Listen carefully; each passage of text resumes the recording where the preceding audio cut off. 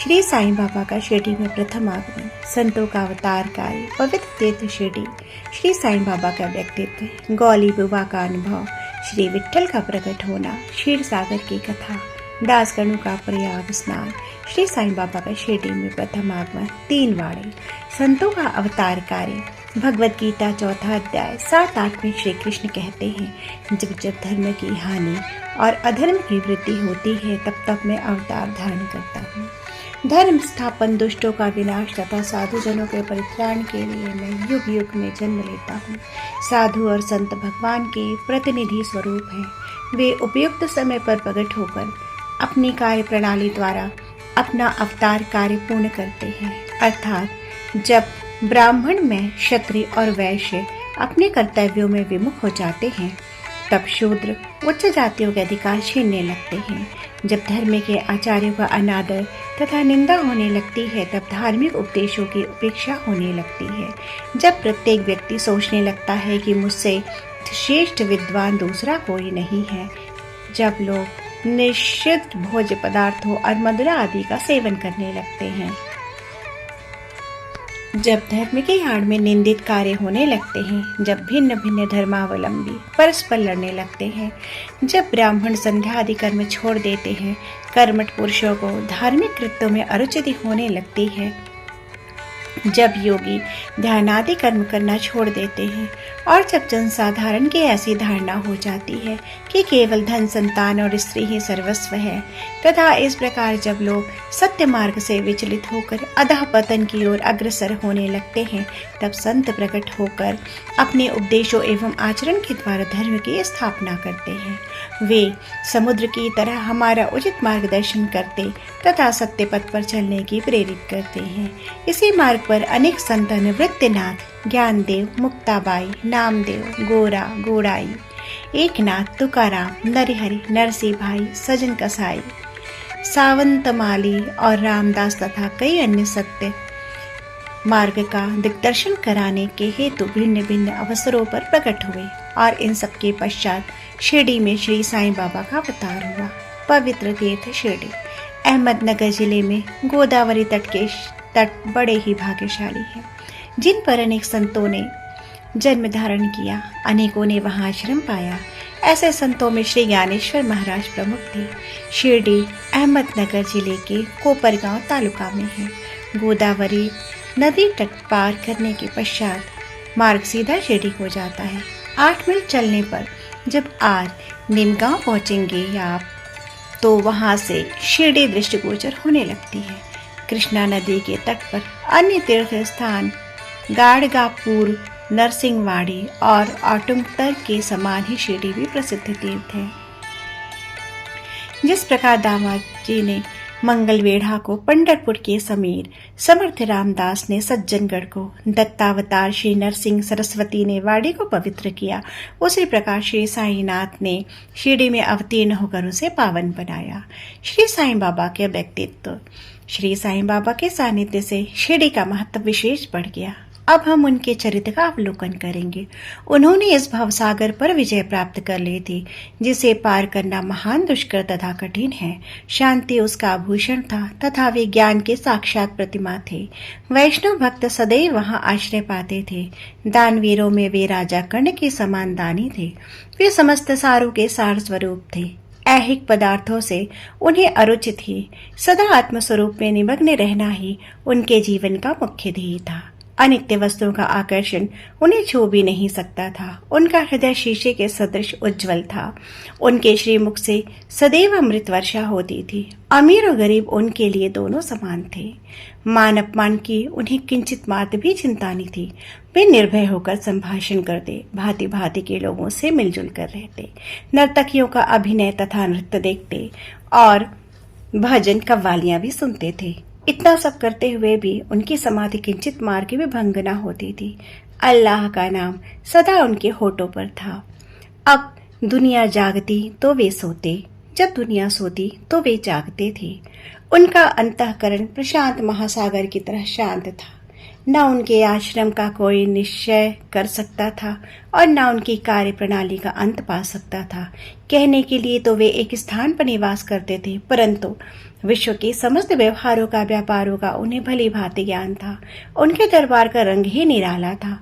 वे प्रतिदिन अनेक किंवदंतियों को कहते थे, परंतु उनकी अखंड शांति किंचित मात्र भी विचलित नहीं होती थी। वे सदा मस्जिद के दीवार के सहारे बैठे रहते थे तथा प्रातः, मध्याह्न, सायंकालीन और चावड्डी की ओर वायु सेवन करने जाते भी सदा आत्मस्थित रहते थे। स्वतः सिद्ध होकर भी वे साधकों के समान आचरण करते थे। वे विनम्र, दयालु तथा अभिमान रहित थे। उन्होंने सबको सदा सुख पहुंचाया। ऐसे थे श्री साईं बाबा, जिनके श्री चरणों का स्पर्श कर शिरडी पावन बन गई। उनका महत्व असाधारण हो गया।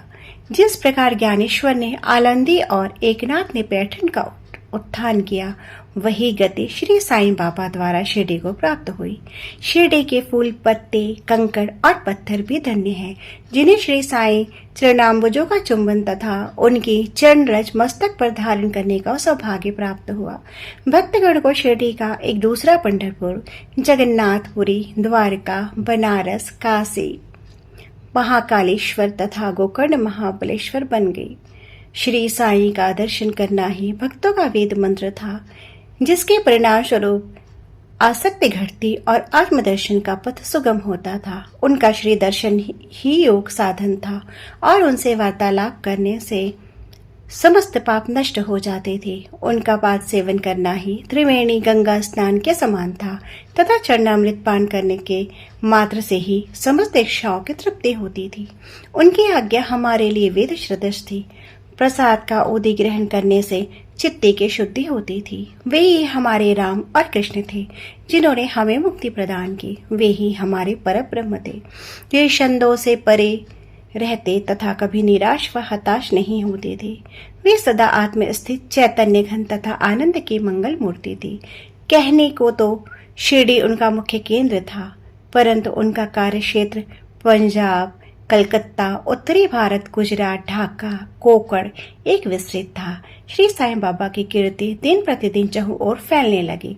जगह जगह से उनके दर्शनार्थ आकर भक्त लाभ उठाने लगे। केवल दर्शनों से ही मनुष्यों, चाहे वे शूद्र हो, अशूद्र हृदय के हो, के चित्त को परम शांति मिल जाती थी। उन्हें उसी आनंद का अनुभव होता था जैसा कि पंढरपुर में श्री विट्ठल के दर्शन से होता है। यह कोई अतिशयोक्ति नहीं है। देखिए, एक भक्त ने यही अनुभव पाया। गौली बुआ, लगभग 95 वर्ष के वयोवृद्ध भक्त, जिनका नाम गौली बुआ था, पंडरी के एक वारकरी थे।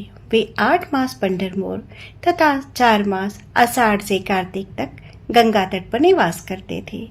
सामान ढोने के लिए वे एक गधे को अपने पास रखते और एक शिष्य भी सदैव उनके साथ रहता था। वे प्रतिवर्ष वारी लेकर पंढरपुर जाते और लौटते समय श्री बाबा के दर्शनार्थ शिरडी आते थे। बाबा पर उनका अगाध प्रेम था। वे बाबा की ओर एक टकटक निहारते और कह उठते थे, ये तो श्री पंढरीनाथ, श्री विट्ठल के अवतार हैं, जो नाथ अनाथ, दीन दयालु और दीनों के नाथ हैं। गौली बुआ श्री विठोबा के परम भक्त थे। उन्होंने अनेक बार पंढरी की यात्रा की तथा प्रत्यक्ष अनुभव किया कि श्री साईं बाबा समुचित में ही पंढरीनाथ हैं। विट्ठल स्वयं प्रकट हुए। श्री साईं बाबा के ईश्वर चिंतन और भजन में विशेष अभिरुचि थी। वे सदैव अल्लाह मालिक पुकारते तथा भक्तों से कीर्तन सप्ताह करवाते थे। इसे नाम सप्ताह भी कहते हैं। एक बार उन्होंने दासगणों को कीर्तन सप्ताह करने की आज्ञा दी। दासगणों ने बाबा से कहा कि आपकी आज्ञा मुझे शिरोधार्य है, परंतु इस बात का आश्वासन मिलना चाहिए कि सप्ताह के अंत में विट्ठल भगवान के अवश्य प्रकट होंगे। बाबा ने अपना हृदय स्पर्श करते हुए कहा कि विट्ठल अवश्य प्रकट होंगे, परंतु साथ ही भक्तों ने श्रद्धा और तीव्र उत्सुकता का होना भी अनिवार्य है।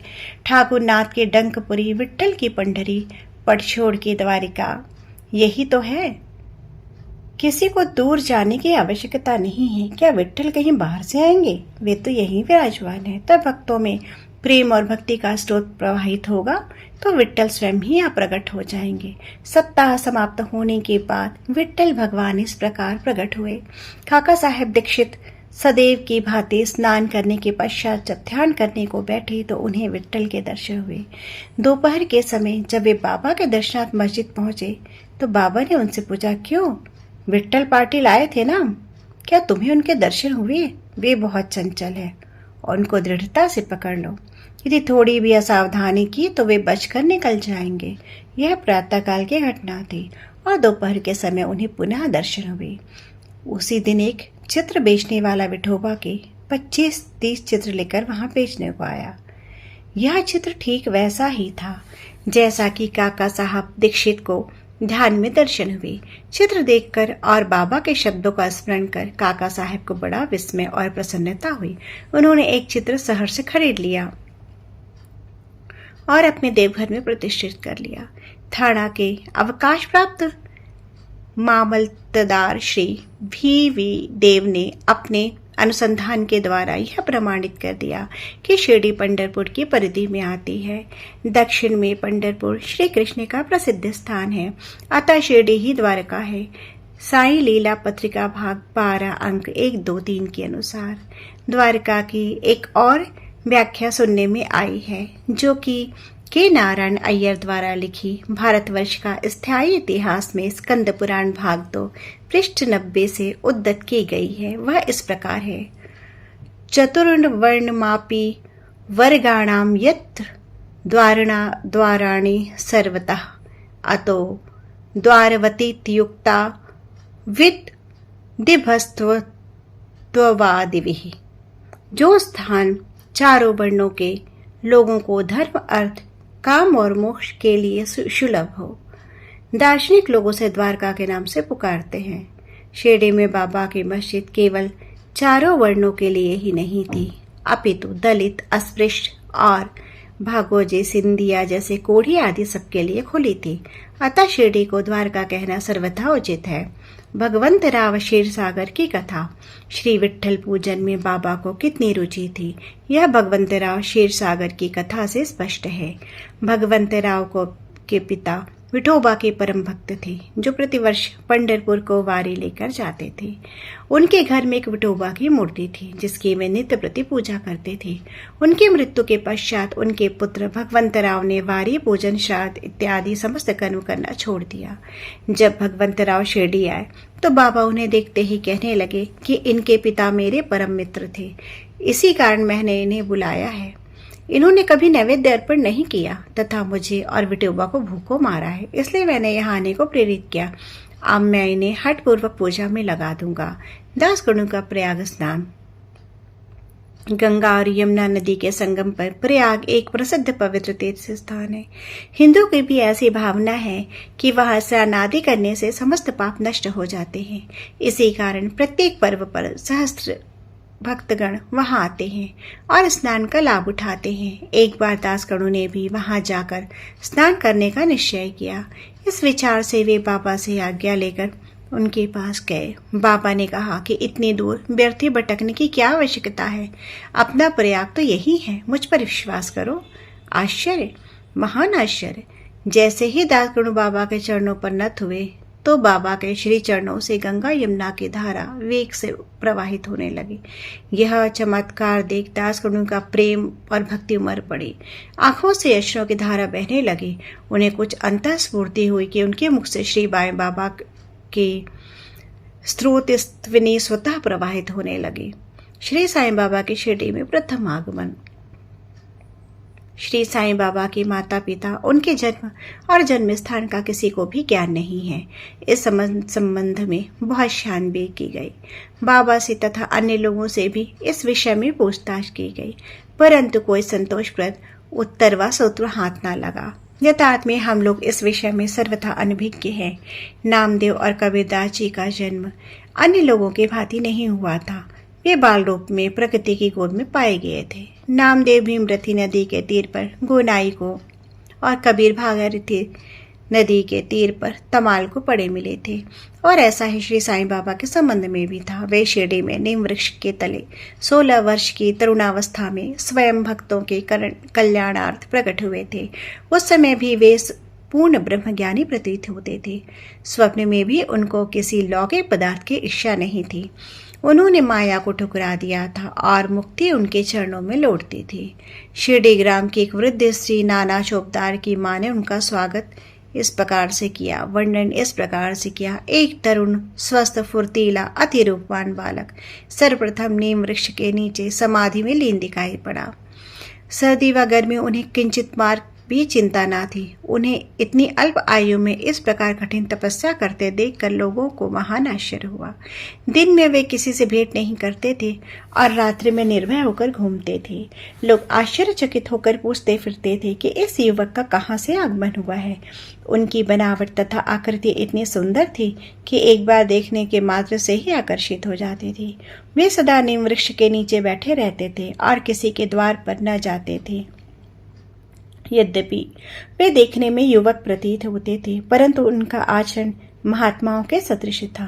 वे त्याग और वैराग्य की साक्षात प्रतिमा थे। एक बार एक आश्चर्यजनक घटना हुई। एक भक्त को भगवान खंडोबा का संचार हुआ। लोगों ने शंका निवारणार्थ उनसे प्रश्न किया कि हे देव, कृपया बतलाइए, ये किस भाग्यशाली पिता के संतान है और इनका आगमन कहाँ से हुआ है। भगवान खंडोबा ने एक कुदाली मंगवाई और एक निर्दिष्ट स्थान पर खोदने का संकेत दिया। जब वह स्थान पूर्ण रूप से खोदा गया तो वहां एक पत्थर के नीचे ईंटें पाई जाई। पत्थर को हटाते ही वहां एक द्वार दिखा जहां 4 दीप जल रहे थे। उन दरवाजों का मार्ग एक गुफा में जाता था और गौमुखी आकार की इमारत, लकड़ी के तख्ते, मालाएं और दिखाई पड़ी। भगवान खंडोबा कहने लगे कि इस युवक ने इस स्थान पर 12 साल तपस्या की है। जब लोग युवक से प्रश्न करने लगे, परंतु उसने यह कहकर बात टाल दी है कि यह मेरे श्री गुरुदेव की पवित्र भूमि है तथा मेरा पूज्य स्थान है, और लोगों से उस स्थान को भली भांति रक्षा करने की प्रार्थना की। तब लोगों ने उस दरवाजे को पूर्ववत बंद कर दिया। जिस प्रकार अश्वत्थ और आटुमदर वृक्ष पवित्र माने जाते हैं, उसी प्रकार बाबा ने भी इस नीम वृक्ष को उतना ही पवित्र माना और प्रेम किया। महालसा पति तथा शिरडी के अन्य भक्त इस स्थान को बाबा के गुरु का समाधि स्थान मानकर सदैव नमन किया करते थे। 3 वाड़े। नीम वृक्ष के आसपास की भूमि श्री हरि विनायक साठे ने मोल ली और उस स्थान पर एक विशाल भवन का निर्माण किया, जिसका नाम साठेवाड़ा रखा गया। बाहर से आने वाले यात्रियों के लिए यह वाड़ा ही एकमात्र विश्राम का स्थान था, जहां सदैव भीड़ रहा करती थी। नीम वृक्ष के नीचे चारों ओर चबूतरा बांधा गया। सीढ़ियों के नीचे दक्षिण की ओर एक छोटा सा मंदिर है, जहां भक्त लोग चबूतरे के ऊपर उत्तराभिमुख होकर बैठते हैं। ऐसा विश्वास किया जाता है कि जो भक्त गुरुवार तथा शुक्रवार की संध्या को वहां धूप, अगरबत्ती आदि सुगंधित पदार्थ चलाते हैं, वे ईश कृपा से सदैव सुखी होंगे। यह वाड़ा बहुत पुराना तथा जीर्ण शीर्ण स्थिति में था तथा इसके जीर्णोद्धार की नितांत आवश्यकता हुई, जो संस्थान द्वारा पूर्ण कर दी गई। कुछ समय के पश्चात एक द्वितीय वाड़े का निर्माण हुआ, जिसका नाम दीक्षित वाड़ा रखा गया।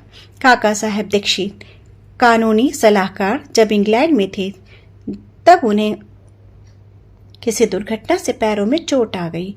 उन्होंने अनेक उपचार किए, परंतु पैर अच्छा न हो सका। नाना पाहा साहब चांदोरकर ने उन्हें बाबा की कृपा पाने का परामर्श दिया, इसलिए उन्होंने सन 1909 में बाबा के दर्शन किए। उन्होंने बाबा से पैर के बदले अपने मन की पंगुता दूर करने की प्रार्थना की। बाबा के दर्शनों से इतना सुख प्राप्त हुआ कि उन्होंने स्थायी रूप से शिरडी में रहना स्वीकार कर लिया, और इसी कारण उन्होंने अपने तथा भक्तों के हेतु एक वाड़े का निर्माण कराया। इस भवन का शिलान्यास दिनांक 9/12/1910 को किया गया। उसी दिन अन्य 2 विशेष घटनाएं हुई। श्री दादा साहब खापर्डे को घर वापस लौटने की अनुमति प्रदान हो गई और चावड़ी में रात्रि को आरती आरंभ हो गई। कुछ समय वाड़ा संपूर्ण रूप से बन गया और रामनवमी 1911 के शुभ अवसर पर उसका यथाविधि उद्घाटन कर दिया गया। इसके बाद एक और वाड़ा मानो एक शाही भवन नागपुर के प्रसिद्ध श्रीमंत बूटी ने बनवाया। इस भवन के निर्माण में बहुत धनराशि लगाई गई। उनकी समस्त निधि सार्थक होगी, क्योंकि बाबा का शरीर अब वहीं विश्रांति पा रहा है और फिलहाल वह समाधि मंदिर के नाम से विख्यात है। इस मंदिर के स्थान पर पहले एक बागीचा था, जिसमें बाबा स्वयं पौधों को सींचते और उनकी देखभाल किया करते थे। जहाँ पहले एक छोटी सी कुटिया भी नहीं थी, वहाँ 3 वाड़ों का निर्माण हो गया। इस सब में 60 वाड़ा पूर्व काल में बहुत ही उपयोगी था।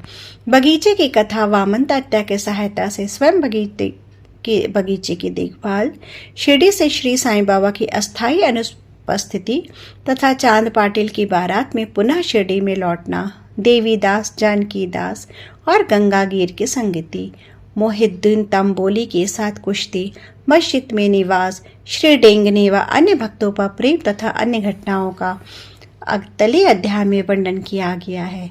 श्री सद्गुरु साईनाथाय समर्पण मस्तु। शुभम भवतु।